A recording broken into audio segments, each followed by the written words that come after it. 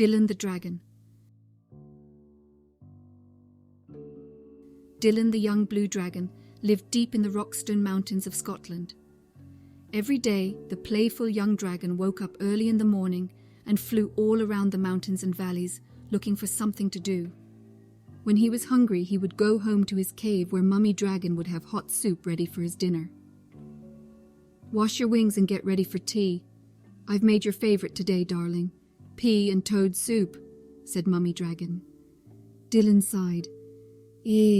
Thank you, Mum," he said sadly. "Whatever is the matter, son?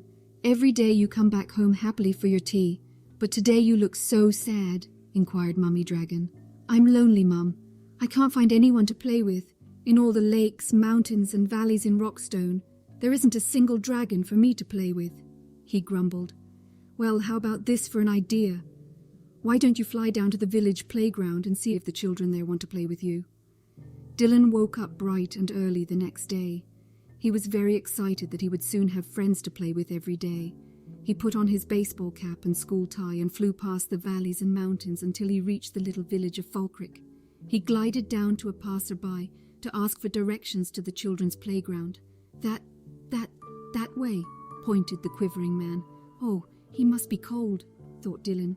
"After all, humans don't breathe fire like dragons, so they must find it very difficult to keep warm." Not long after, Dylan, the dragon, came in for a swift landing in the center of the playground.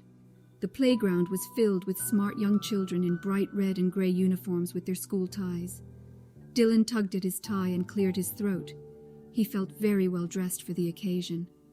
He was about to open his mouth to introduce himself when he suddenly heard, "Run, run, it's a dragon, he's going to burn us alive," yelled one of the young boys. All the children ran frantically towards the exits and disappeared in no time. Dylan sighed sadly.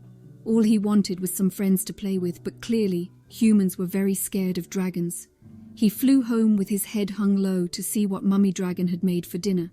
The next day, Dylan decided to try and make friends with the children in the playground again. He tucked his white handkerchief in his left gill and scooped up a large branch lying on the floor. He made it into a white surrender flag. He crossed his claws and hoped the children would give him another chance. Down he flew again into the center of the playground with his white surrender flag clenched in his jaw. "I just want to play and be friends," he said softly. "But how will you play with us?"